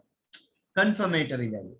And materiality කියලා කියන්නේ ප්‍රමාණාත්මක භාවය ආයතනයෙන් ආයතනයට වෙනස් වෙනවා. එතකොට මට ප්‍රමාණාත්මක දේ නෙමෙයි ඔබට ප්‍රමාණාත්මක දේ නෙමෙයි ඔබේ අම්මට තාත්තට. සමහරවිට ඔබ ගෙදර දේවල් වියදම් කරනකොට සමහරවිට අම්මා චූටි දේත් සලකනවා ප්‍රමාණාත්මක හැටියට. එයාට ඒක වැදගත්. එයා දන්නවා තාත්තා බොහොම අමාරුවෙන් සල්ලි හම්බ කරන්නේ. ඒ නිසා එයාට රුපියල පවා වැදගත්. ඒ නිසා ඔයගොල්ලෝ කඩේට ගියාම රුපියලේ පවා ගණන් හිලව අම්මට දෙන්න වෙනවා ඇති. That is the materiality for her. But when we are accounting for a big firm, a big client, අපි කියමු අපි මොකක් හරි listed company එකකට accounts හදනවා. එතකොට අපි රුපියල් 5ක 10ක වෙනසක් ආවයි කියලා සත ගානක වෙනසක් ආවයි කියලා ඔකට මැරෙන්නේ නැහැ. සමහරවිට අපේ material level එක ලක්ෂ 2 වෙන්නත් පුළුවන්. ඊට වැඩිය වෙන්නත් පුළුවන්. Depending on the nature of the organization. අපි ඒක you know just කොහෙට හරි add කරලා ඒක immaterial නිසා වෙනම හෙළිදරව් කරන්න නැතුව ඒක කොහේ හරි ගහලා දානවා. Materiality is entity space. I think you can understand the materiality. Okay, faithful representation. Faithful represent the phenomena. It purport to represent completeness, naturality, neutrality, and free from errors. So the faithful representation කියලා කියන්නේ අපි කලින් මේකට කිව්වේ reliability කියලා. කලින් framework එකේ අපි කිව්වේ reliability කියලා නේ. relevance and reliability කියලා. දැන් අපි කියනවා faithful representation කියලා. එතකොට එතනදී අපි කතා කරන්නේ කාරණා තුනයි. completeness කියලා කියන්නේ සම්පූර්ණ වෙන්න ඕන කියන එකනේ. defections including numbers and words. අඩු තියෙන්න බෑ. කියන දේ හරියට කියන්න ඕන. assets so much. assets are මොන assets? ඒ assets වල note තියනවා notes completeness. completeness එක අපිට ගේන්න පුළුවන් එක එක ආකාරයට. ඒවා හරියට label කිරීම වගේම numbers වලට අදාළ තව sub data notes වලින් schedule වලින් support කරන එකත් completeness තමයි. neutrality කියලා කියන්නේ unbiased. පක්ෂග්‍රාහී නෑ. හරි අමාරුයි මිනිස්සුන්ට මේක වෙන්න නේ. neutrality එක තියාගන්න unbiased වෙන්න. මිනිසා ස්වභාවයෙන්ම bias. වෘත්තිකයෝ ස්වභාවයෙන්ම ඕන පුද්ගලයෙක් bias නිසා වෘත්තිකයන්ට මේක ටිකක් වෙන්න අමාරුයි. ඒ නිසා තමයි කියන්නේ we are encouraging you follow accounting standards. By following accounting standards, you can ensure you are not biased. You got my point? මිනිසා ස්වභාවයෙන්ම පක්ෂග්‍රාහී. ඒක පිළිබඳ තර්කයක් නැහැ. That's the nature of the human being. But පක්ෂග්‍රාහී නැති වෙන්න නම් අපි මොකද්ද කරන්න ඕන? accounting standard follow කරන්න ඕන. ඉතින් අපි කියනවා අපි හැමදේම කරලා තියෙන්නේ as per the guideline prescription. එතන හරිනේ. එතන patient කෙනෙකුට දොස්තරට patient කෙනෙක් පිළිබඳ විශ්වාසය ඇති වෙන්නේ patient prescription එක අනුව medicine ගත්තයි treatment ගත්තා නම් no you know he is happy. එමු නේද? ඊළඟට errors තියන්න බෑ free from error ideally. මුකුත් errors තියන්න බෑ කියන කාරණය තමයි free from errors කියලා කියන්නේ. ඒකට ඒක කරන්න අපි ඇත්තටම තව එක එක උපක්‍රම අනුගමනය කරනවා. free from error වෙන්න අනිවාර්යයෙන්ම accounting standard follow කරන්න ඕන. ඒක පිළිබඳව කිසි තර්කයක් නැහැ. error වුණාම එක එක විදිය වෙන්න පුළුවන්. error කියන්නේ ඉලක්කම 10 100 හැටියට ලියීම විතරක් නෙමෙයි. 10 asset එකක් හැටියට දාලා තියෙන නමුත් ඒක income එකක්. ඒකත් error එකක්. නේ? එනිසා measurement, recognition, presentation, wherever in these places there will be errors. So you follow the accounting standards. I think you got the fundamental qualitative characteristics. අදාළ බව විශ්වාසනීය ඉදිරිපත් කිරීම තමයි මේකට කියන්නේ. ඒතර අදාළ බව නිසා ඇත්තටම තීරණ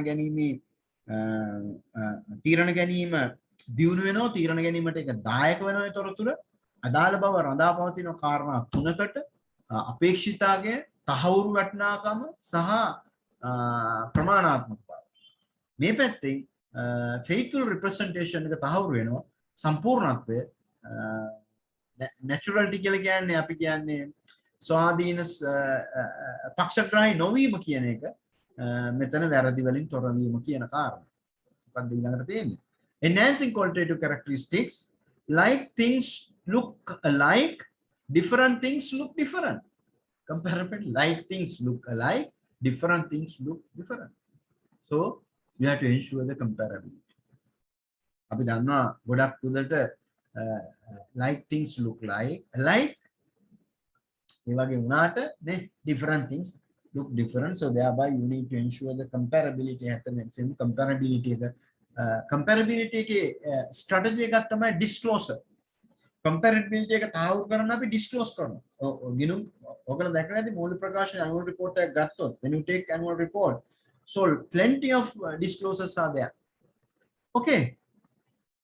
Verifiability, තව independent ස්වාධීන කෙනෙක් ගිහිල්ලා ඒක බලන්න තියෙන හැකියාව. Knowledge and independent observer could reach consensus but not necessarily complete agreement that a depiction is a faithful representation. මේක ටක්කෙටම හරියට ගහ ගන්න නැතුණාට කිසියම් දෙයක් සිද්ධියක් තහවුරු කරගන්න ක්‍රම තියෙනවා නම් තමත් වැදගත්. ඒ නිසා තමයි සමහරලාට ඔයගොල්ලෝ දැකලා ඇති සමහර accounting standards වල for example PP revalue කරාම revalue කර දින කවුද ඒක කරේ කොහොමද කරේ මොන ආගයටද කරේ කියලා හෙළිදරව් කරන්න ඕනේ කියලා පොඩි සටහනක් දාන්න ඕනේ කියලා කියන්නේ. That is to increase the verifiability. And so most of the standard all of the standards really talk about disclosure requirement in addition to the on the base of the financial statement, all are really trying to enhance the qualitative characteristic. The time we have information about decision makers in time to be capable of influencing their decision. සාමාන්‍යයෙන් අපි කියන්නේ timeliness කියලා කියන්නේ මූල්‍ය ප්‍රකාශනයේ ඉඳලා මාස 6ක් ඇතුළත මූල්‍ය ප්‍රකාශන ඉදිරිපත් කරන්න. That's timeliness.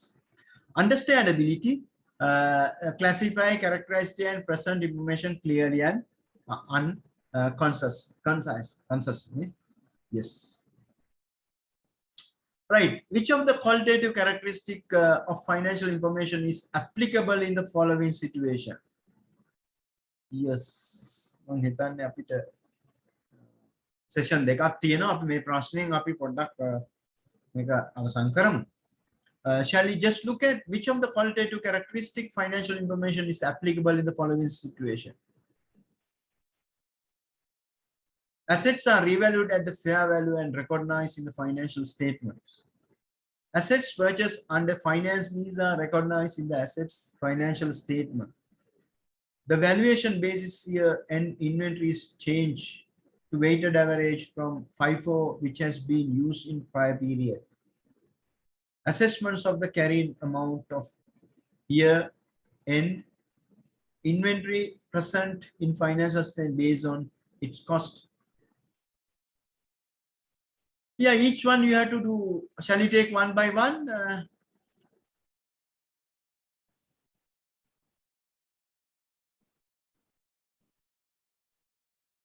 All accounting concepts are not relevant. Sir, ප්‍රශ්නයක් අහනවා when what is left from the accounting concepts කියලා ගන්න නෑ දැන් financial account. You have the conceptual framework. You learn whatever the concepts they are in the conceptual framework. අර අපි කතා කර මොනවද මම දන්නේ සංකල්ප ටිකක් කතා කරානේ entity concepts, realization concepts ඒවා මම කියන්නේ එහෙම එකක් නෑ දැන්.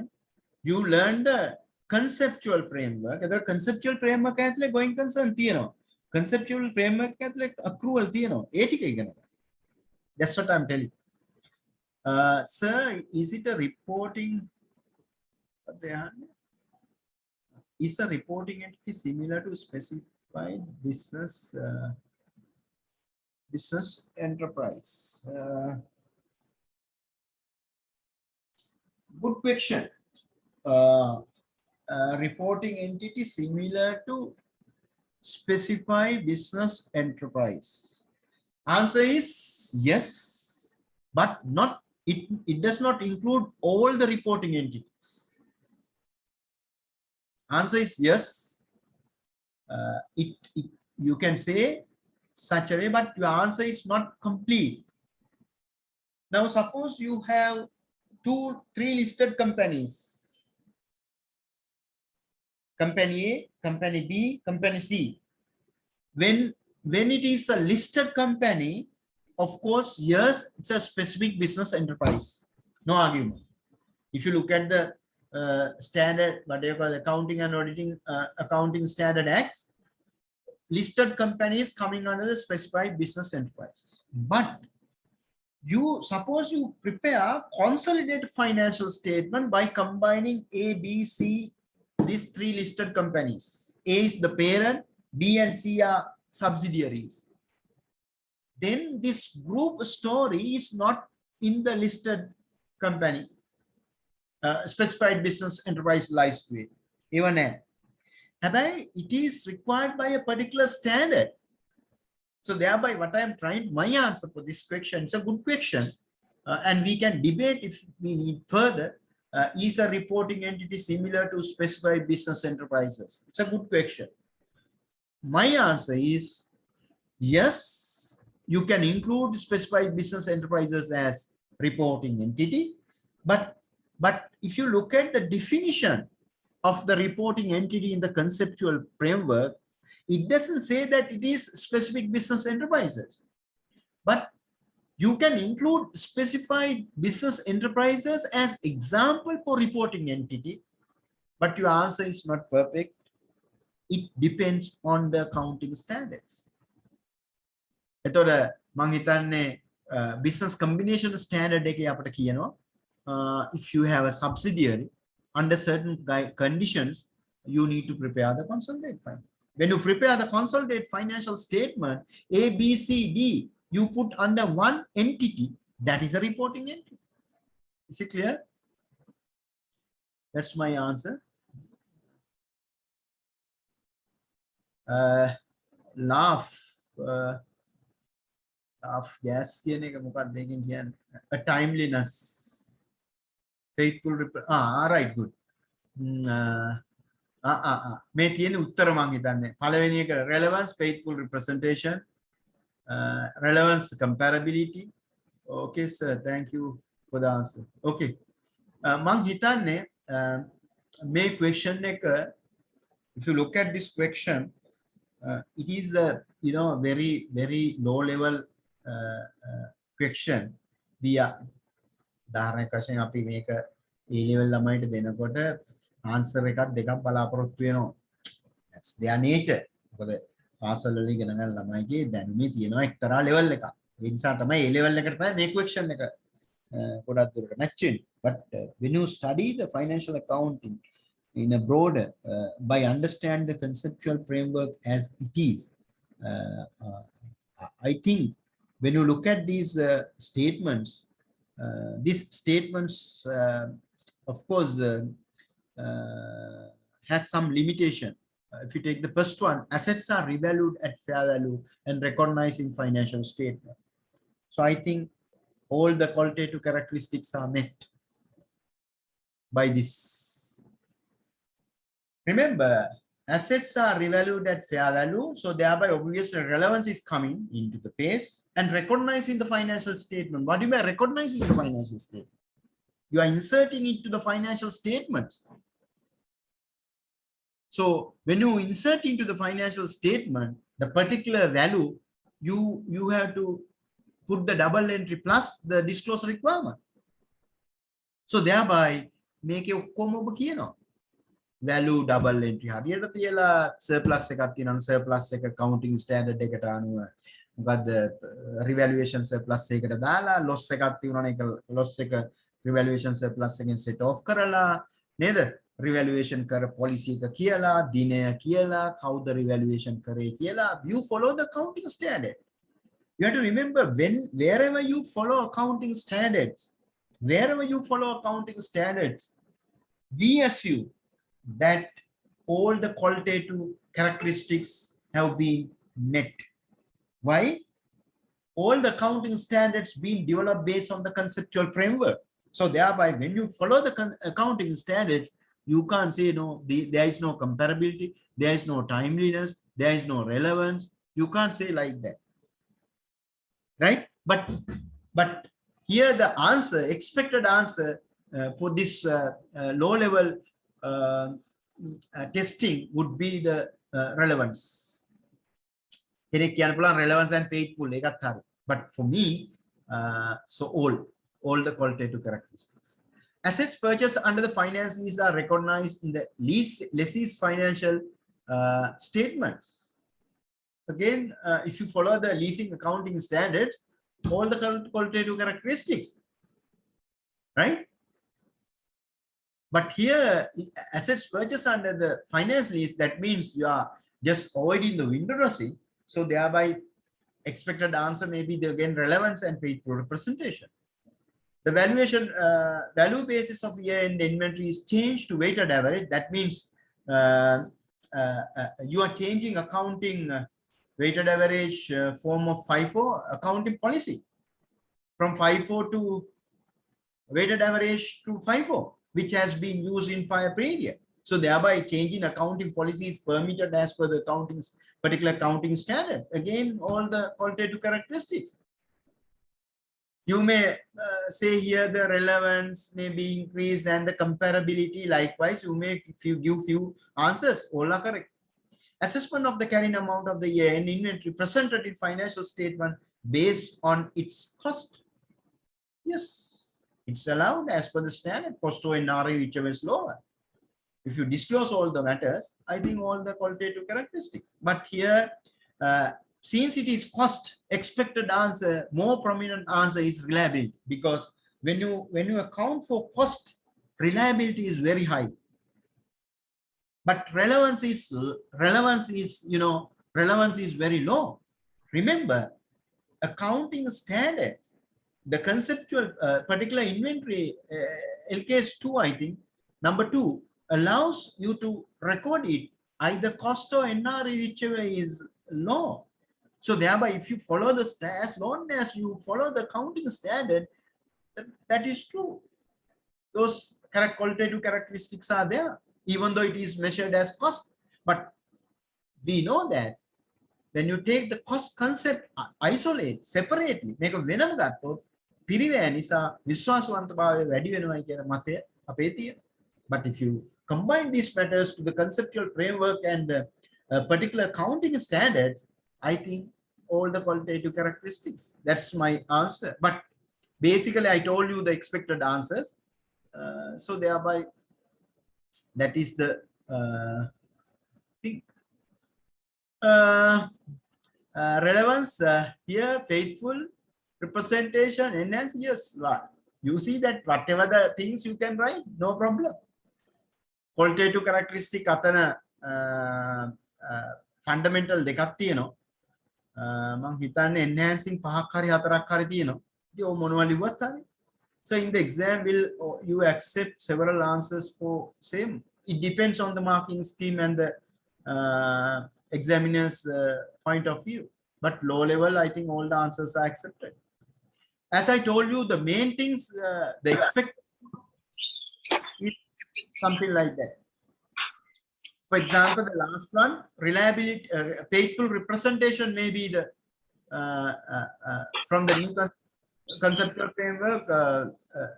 Faithful representation would be the, case. Okay. Your mic is well. Any question further?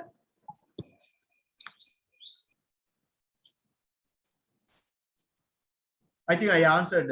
Sir, company එකක් පටන් ගන්නකොට current account එකක් නෑනේ. ඔක්කොම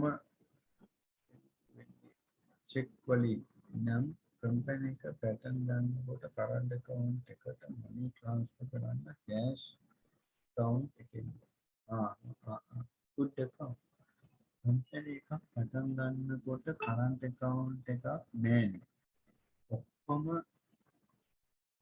ගනුදෙනු වෙන්නේ check වලින් නම් company එකක් පටන් ගන්නකොට current account එකට money transfer කරන්න cash account company එක පටන් ගන්නකොට current account එකක් නැහැ. එතකොට company පටන් ගත්තත් නැතත් individual business කරත් නැතත් what you have to do is do all the transactions through a current account. ව්‍යාපාරයක් කරනකොට ව්‍යාපාරයේ වැඩ බැංකුවක් කරා කරන එක තමයි හොඳම ඉන්ටර්නල් කන්ට්‍රෝල් එක. නමුත් අපේ පරිචයන් වල අපේ මිනිස්සුන්ගේ තියෙන බැංකු පුරුදු වල තියෙන අඩුපාඩු නිසා පොඩි ව්‍යාපාරයක් පටන් ගත්තාම අපි හිතන ලාච්චුවේ සල්ලි ටික තියාගෙන පර්ස් එකේ සල්ලි ටික තියාගෙන අල්මාරියේ තියාගෙන ඔක කරගෙන යන එක හොඳයි කියලා. But for certain business of course you need cash. ඒ කියන්නේ දැන් උදාහරණයක් වශයෙන් ටැබ්ලි කපන මිනිස්සෙකුට අතේ සල්ලි තියෙන්න ඕන. But he has to really understand even for him if he can link if he can develop banking practices it's good.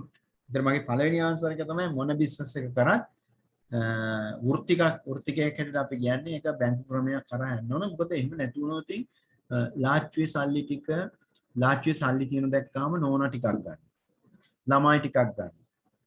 අසල්වැසියෝ ඥාතියෝ සල්ලි දැක්කාම ණයට මට අද පොඩ්ඩක් මගේ වැඩේ කරගන්න බැන්න මට උතින් රුපියල් 500ක් දෙන්න පුළුවන් රුපියල් 1000ක් දෙන්න පුළුවන් නේ මිනිස්සු ඉල්ලනවා. ඒ නිසා මේ concept එක නැති කරන්න තමයි මේ banking practice එක තියෙන්නේ. ඒතර අපි සල්ලි ගන්නවා නම් ගන්න ඕන සල්ලි වියදම් කරන්න ඕන බැංකුවෙන් චෙක් එකක් අල්ලිය.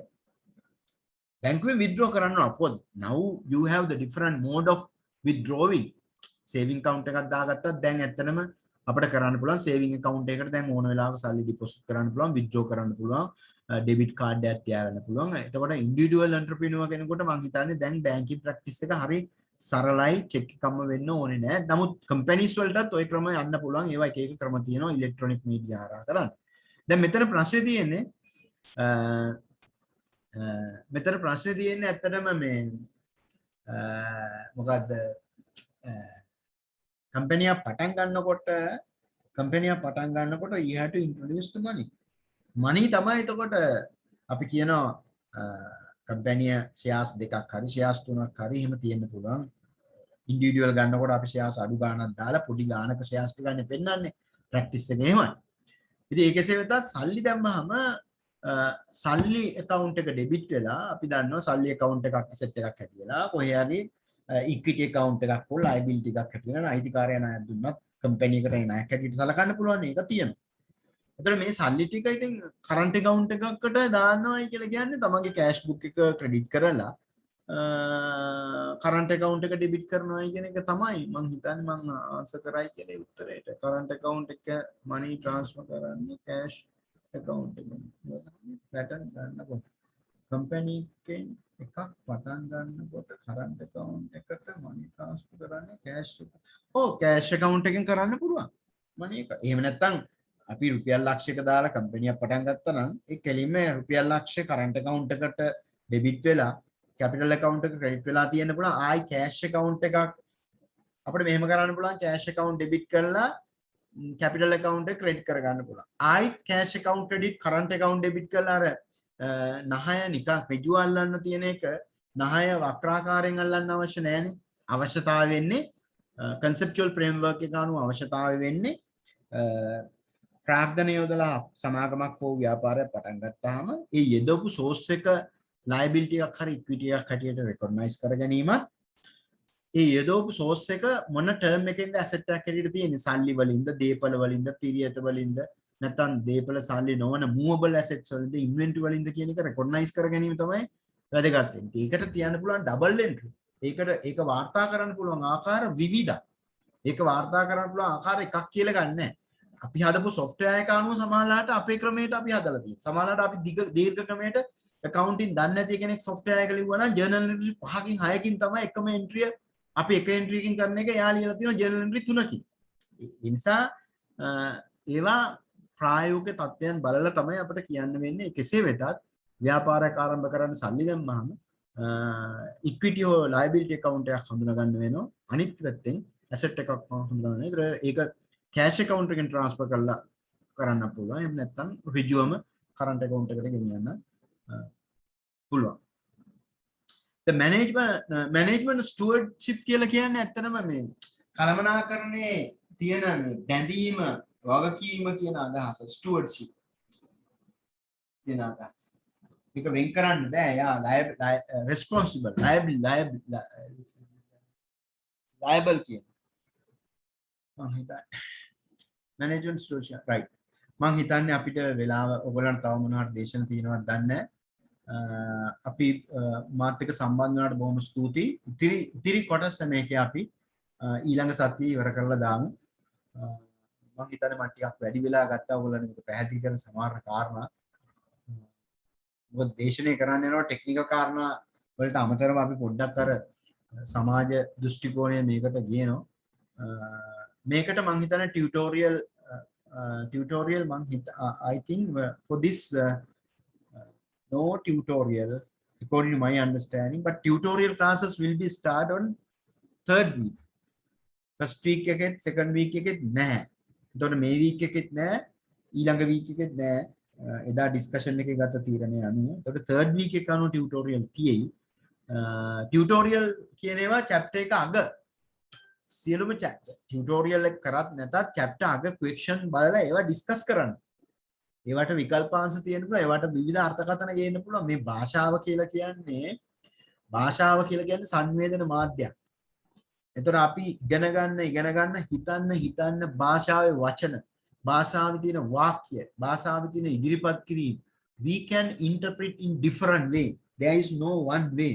ඒක තමයි ඉගෙන ගන්නවයි කියන්නේ. ඒක තමයි ඉගෙන ගන්න මිනිහා ස්වාධීනයි කියලා කියන්නේ. ඕනම වාක්‍යයක්, ඕනම අර්ථකථනයක්, ඕනම අදහසක් අර්ථකථනය කරලා ඉදිරිපත් that's a kind of accounting. දැන් අපි කිව්වට accounting කියලා කියන්නේ වාර්තා කිරීම, වර්ග කිරීම, සාරාංශගත කිරීම විතරක් නෙවෙයි. ඒවා ඇවිල්ලා අර පොතකට ලඝු වෙලා තින්ච කොහේ හරි තියෙන කාරණා. දැන් accounting කියලා කියන්නේ social science එකක්. එතකොට ඕනම භාෂාවක් මේ ටියුටෝරියල් තියෙන ප්‍රශ්න විවිධාකාරයෙන් දකින්න එක, සාකච්ඡා කරන එක, විකල්ප කතා කරන එක, ආගියුමන්ට් ගේන එක, that is the learning. එතකොට තමයි undergraduate කෙනෙක් කෙන උපාධිය උපය ගත්තයි කියන්නේ. උපාධියක් අපි දෙන්නේ නැහැ. උපාධිය you have to earn. earn කියලා කියන්නේ read කියලා කියන්නේ write thinking. ඒතර මේ ආගියුමන්ට්ස් ඔක්කොම එන්නේ මිනිසාගේ ඒක නිසා. ඉතින් මම හිතනවා ඔබ මේවා තේරුම් ගනී කියලා. ඉතින් පොඩ්ඩක් ටියුටෝරියල් කියවලා නික මොකද full time ඉන්නේ මේ දවස්වල ලොකු වැඩක් නැතුව ඇති. ඒ නිසා පොඩ්ඩක් අවුරුද්දක් දෙකක් මහන්සි වෙන්න. නමුත් දැන් උදාහරණයක් වශයෙන් accounting department එකට ආවොත් internship යන්න වෙනවා. third year ඉඳන් එතකොට පොඩ්ඩක් අර ප්‍රායෝගික ලෝකයෙන් අපි කියන්නේ full time study කරන්න අමාරුයි වැඩ කරන පරිසරයක ඉන්නේ. ඒ නිසා මේ 2 years විශේෂයෙන් accounting කරන්න බලාපොරොත්තු වෙන්නේ නැහැ. මේ 2 years හොඳට මහන්සි වෙලා මේ technical subjects ටික අල්ලගන්න. ඒවායි විවිධ පැති දකින්න. එතකොට ආයතනයේ ඕන ආයතනයක ගියාම පවතින්න පුළුවන් කිසි කෙනෙකුට බය වෙන්න එපා. මිනිස්සු එතකොට සලකනවා. දැනුමට සලකනවා. කොහේ ගියත් මොනව නැති වුණත් සල්ලි සත පහ නැති වුණත් දැනුමට මිනිස්සු රෙස්පෙක්ට් කරනවා. ඒක තමයි අපට අවශ්‍ය. ඒ නිසා මම හිතනවා ඔබත් ඒ පස්සේ ගිහිලා ඒක earn කරගන්න. ඊට පස්සේ නිකම්ම ඉකොනොමික් බෙනිෆිට් එනවා.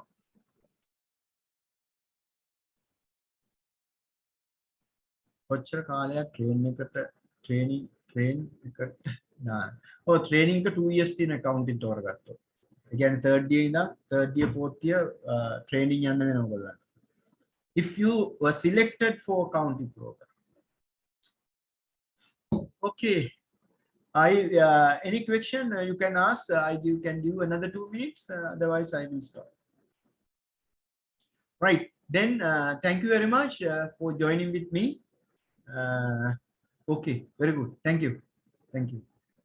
I'll stop my recording. Stop Thank you. Thank you. Again. Thank you, sir. Thank you, sir.